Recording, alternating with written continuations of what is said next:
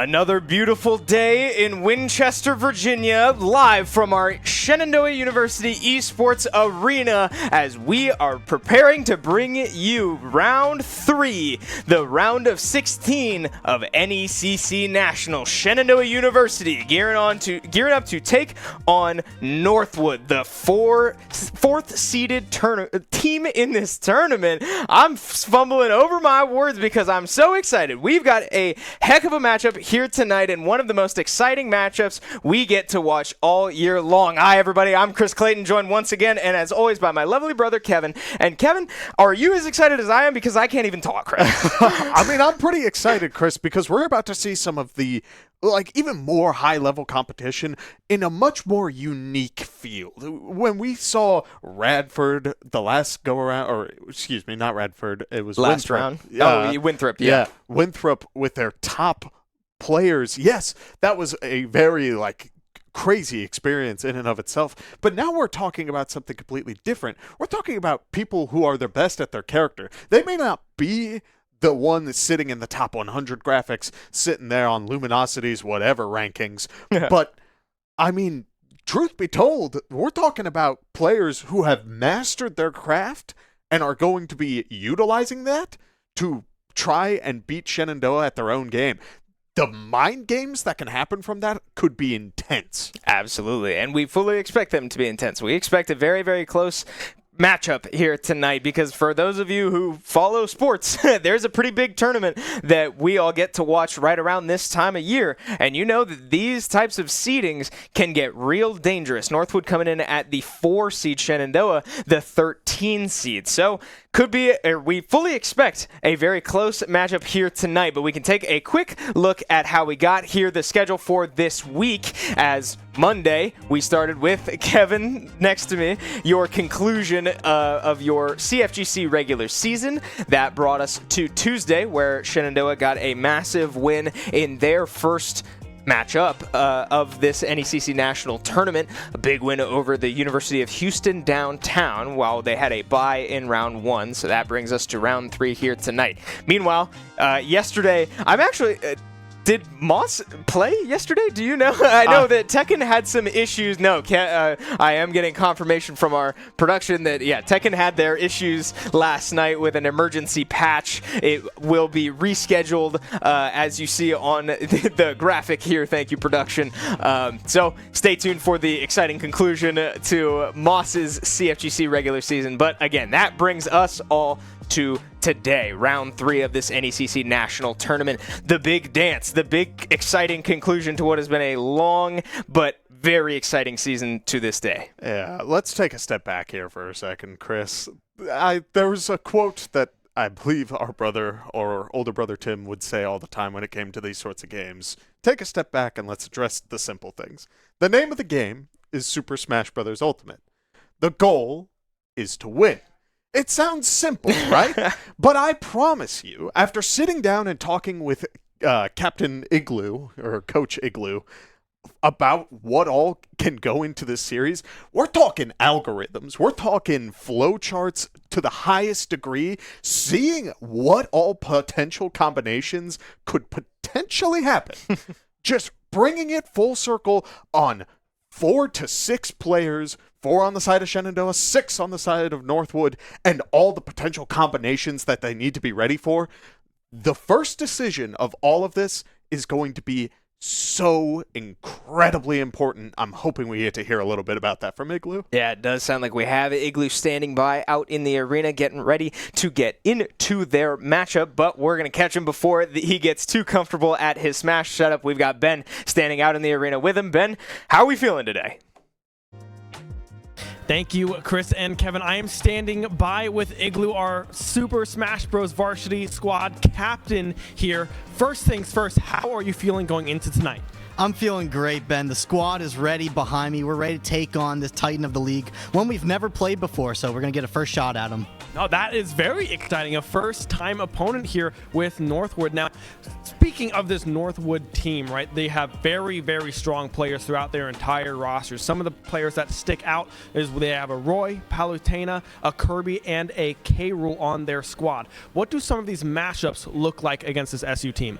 Yeah, this roster is very interesting, Ben, because half the team is characters that most players would say are on the bottom half of the tier list, and the other two are on the top half. But you really don't have those extremes. Like, we're not fielding Sonic or Snake, and we're not fielding, Little Mac or Ganondorf. So we have this split between the teams where you have these character specialists, which you have to understand their weaknesses in order to exploit them. And these players, because they're so good, they're so fast, and they understand how to really utilize the character strengths so you don't notice their weaknesses. On the other side of the coin, you have Palutena, you have Roy, which are all-rounder characters, and if you don't outplay those characters, if you don't play better Smash Bros than them, there's no weaknesses to exploit. You're just going to lose. Yeah, no, it's definitely interesting to see kind of this wide range of character selection from this Northwood squad, being, I believe, the number 4 seed in this matchup. You guys are seeded number 13, so it is going to be a very tough matchup coming in tonight. But how are you feeling about making it this far into top 16? Oh, it's very exciting, Ben. If we were to bow out here, we would tie in NECC Nationals and NACE Nationals, getting 9th in both. So obviously we're looking to break that top 8 barrier. This team knows we can. When we get to that top 8, I mean, that is really where you get those elite schools that really know how to play some great Smash Bros. But the team is really proud of how we've been playing. I mean, we've gotten some really nice wins this year. The only losses that we've taken are to what I believe to be the current best team in collegiate, and 2-1 losses to ODU and FIU, which were both last stock game 3. So when you think about it from a results perspective, Ben, I feel like all of our results this season have been exemplary. I 100% agree. You guys have been looking so strong all semester long. Good luck here against Northwood tonight. Wish you all the best in that one. Guys, back to you. Thank you very much, Ben and Avery. Exciting to hear from the team. They certainly sound confident, and they should, because there's a lot at stake here tonight. Like Avery said, we have not played Northwood yet, but what is at stake is a bid against the winner of the University of Houston and the University of Southwestern Oklahoma State University. That's a tongue twister.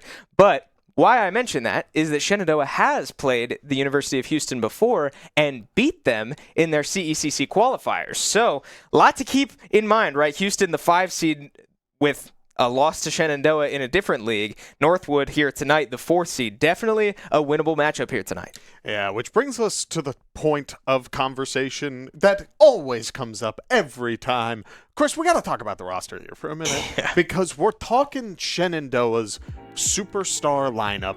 Varrombus, Kip, Igloo, and Willie, 4 players who have come such a long way on such short time to really finding a team identity, rolling with the punches, adapting on the fly.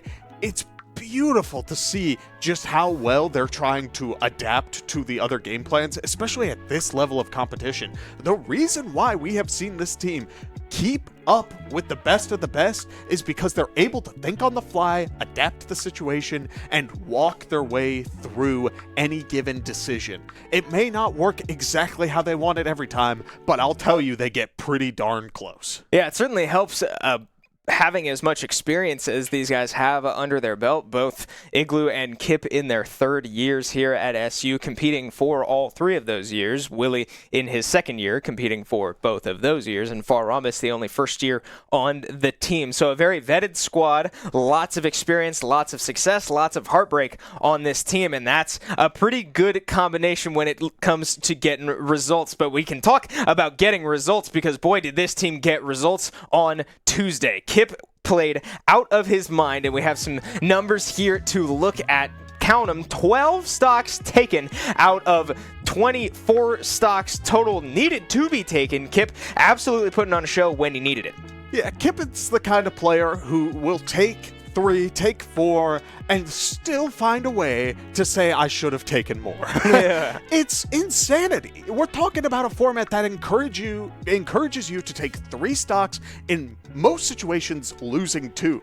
Kip has been on such a strong tear throughout competition that he expects more. He wants more. People don't have the answers to Pac-Man. However, the last couple of weeks, I feel like we have started to see a lot of people trying different options against Pac-Man and finding ways to take out that really good recovery. So hopefully, as we move forward on the competition side of things, we can see a little bit more on what Kip has to offer. Yeah, take a look back at last week here, the UHD matchup that we all got, or excuse me, not last week, on Tuesday, the UHD round 2 matchup, Kip here putting on a show, and it just seemed to all click here in set 2, these highlights, when really, after going relatively even against that Lucario in the first set, everything seemed to fall in place, and sure enough, he 3-stocks the enemy team's Lucario and starts to go on a run. I mean, finding Bell after Bell in every circumstance possible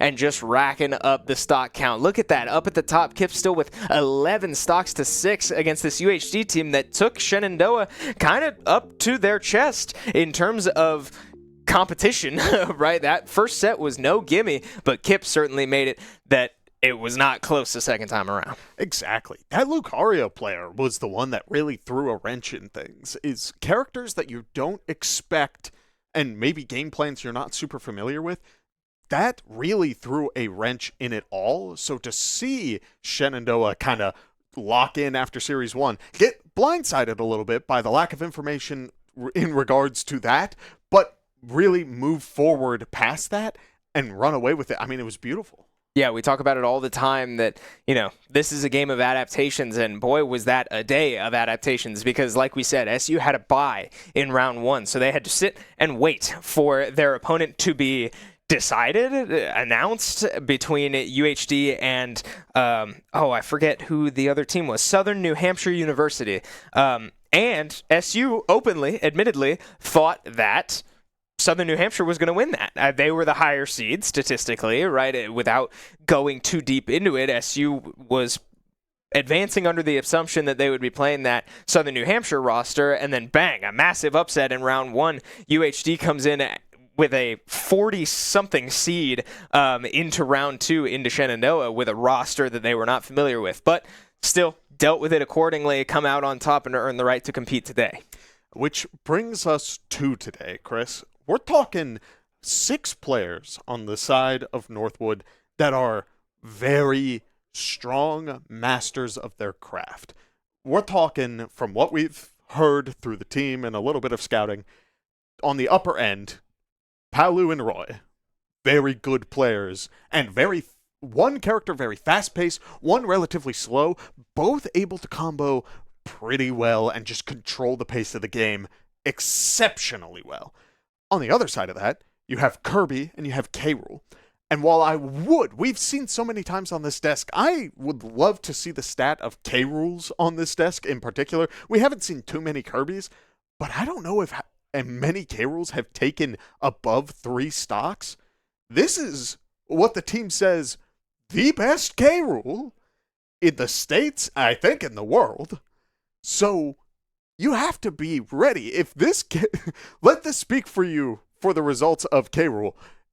If this K-Rool player does not get more than 3, Chris, I can't help but feel sad. Yeah, I mean, it'll be something to keep an eye out for, right? The narrative around this Northwood team seems to be that their floor is extremely high, right? All of these players are extremely talented and very good at the game, right? There's not a bad one in there, and usually that tends to be where a lot of these regular season matchups come down to, is that, yeah, you know, the opponent has 2 superstar, you know, local heroes, and then 2 people that, you know, kind of hold up their end and just try to get stocks where they can. Well, Northwood is not that style of team, right? There's plenty of talent, plenty of stock taking threat on every player on that roster. So that means that you can't take advantage of mismatches here and there in terms of skill level. You're going to have to dive deep into matchups. Which, do you want to talk about skill level? The subs on this roster play Wii Fit Trainer, who we have seen has on occasion caused some pretty strong havoc, just a lot of chaos in Shenandoah's game plan. And Steve is in the sub spot over Kirby and K-Rool. Yeah. That's wild. You want to talk about the skill level of the players? That's a level of confidence that needs to be unmatched. And you're in playoffs. You're in the Nationals. To make those sorts of decisions, that speaks to the level without even seeing the gameplay.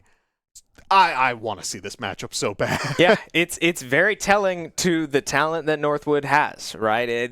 You said it. That in itself, the fact that we can look at these characters and see that two good characters, universally good characters, specifically one great character and one character that has a history of success against Shenandoah specifically, are sitting on the bench here in favor of characters that have struggled against Shenandoah. We've seen, like you said, a couple K-Rules try to take on this SU squad and historically not come up with much, right? It's a heavyweight's nightmare to go into this team, especially, the Jigglypuff, the Kazuya's. We've seen both of those players hit some clips this year on that style of character. When dealing with the characters like K-Rool and stuff like that, I think it also speaks that Shenandoah's players have acknowledged, this is kind of the other characters in this roster they feel like they have good experience against. The Roys, the Palus, they just feel like they play against that character a healthy amount. The fact that they're so worried about K-Rool is already super interesting. But the way that Igloo described it to me was that this K-Rool player is a fast K-Rool player. Heavies aren't inherently fast. So to have a game plan that keeps your opponent, plays into that fear factor of you just taking as much momentum as you can and basically armoring your way through any given situation, like that, again, and I'm sounding like a broken record, I really want to see this matchup. Yeah, I'm looking forward to it too. And I was talking to you and Captain Igloo a little bit during the game. You mentioned that this King K. Rool plays a particularly fast style of play. What does that actually look like? To me, and what Igloo was describing is a lot of the moment you are off stage, it's going to be very hard to get back on. K-Rool's not going to be afraid to follow you into the blast zone. Maybe go for a fast fall nair into the forward air stuff off stage. Lots of spacing out with forward airs on stage. Down airs on the platform, just one after another. Canceling the end lag as much as they can. Taking a 50-50 on blunderbuss and down airs. That's... You wouldn't think that would be super, intimidating. But it is. If you don't have an answer for that, you could really be sent on your, suddenly your whole world is turned upside down. It certainly can. But if you are checking your clock like we are, it seems like we might be having some technical issues. So we are going to take a quick break. So don't go anywhere. And hopefully on the other side of this, we will bring you this exciting matchup that we are looking forward to so much. See you there. Shenandoah University is a big little university rising. With 22 Division III sports teams, over 200 areas of study, over 300 annual performances, an elite academic esports program, nationally ranked health professions programs, one of the biggest university presences on Broadway, immersive AR and VR learning programs, cybersecurity and computer science programs, and innovative undergrad and graduate programs. all at a place that cares for you. Shenandoah University is the big little university rising. Find out more at su.edu/rising. We have the Esports Arena right here on campus in Winchester, Virginia, and this facility acts as the hub for all esports activity at Shenandoah University. Students are able to use this space not just for competition and practices, but also as a living learning community and a sandbox for them to come and explore and practice and try out things related to and through esports in the gaming industry so that they're getting that hands-on learning and the skills necessary to help them find a career by the time they graduate. We also have the professional level broadcast production booth where we do all of our broadcasting and production, from casting of our games that we play right here on campus to working with outside entities to record footage for them as well. In addition to the space that we have here in the Esports Arena is the Esports War Room. Our students get to use that space for studying, but also outside projects. So our students get to use this space for professional development and the academic side of our esports program, which is such a critical component to go with that competitive element that we have. So we combine all of our facilities at Shenandoah University with competition, community, and career preparation. We have over 250 days of programming, and there's something for everybody, and we want you to be part of it.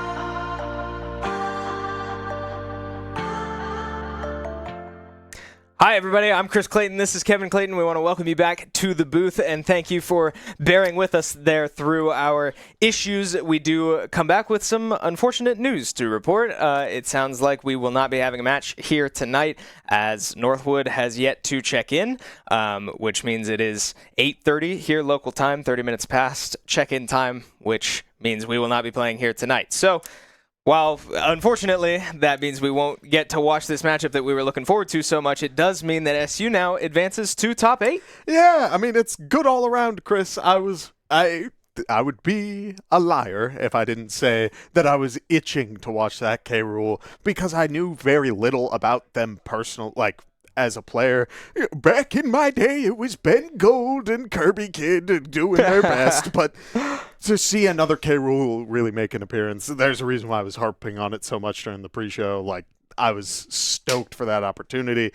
It's a shame that we won't get to see it, but Shenandoah does advance, and it sounds like with the potential opponent on the horizon, Shenandoah might have a good shot. Yeah, pretty bright future ahead of this team as, yes, like we said, they will now advance to top 8 in NECC Nationals pending final approval from NECC admin, but we, at least here currently, have no reason to believe why that would not go through. So, whatever the case, be sure to drop us a follow on whatever platform you're watching on right now so you don't miss out on any of our esports action, including SU's next matchup here in this NECC National Tournament. But with that behind us, my name is Chris Clayton. This is Kevin Clayton. Thank you so much for tuning in. And be a friend, tell a friend something nice. It might just change their life. We're all in this together, and we will see you next time. Shenandoah University is a big little university rising. With 22 Division III sports teams, over 200 areas of study, Over 300 annual performances, an elite academic esports program, Nationally ranked health professions programs, one of the biggest university presences on Broadway. immersive AR and VR learning programs, Cybersecurity and computer science programs, and innovative undergrad and graduate programs. all at a place that cares for you. Shenandoah University is the big little university rising. Find out more at su.edu/rising.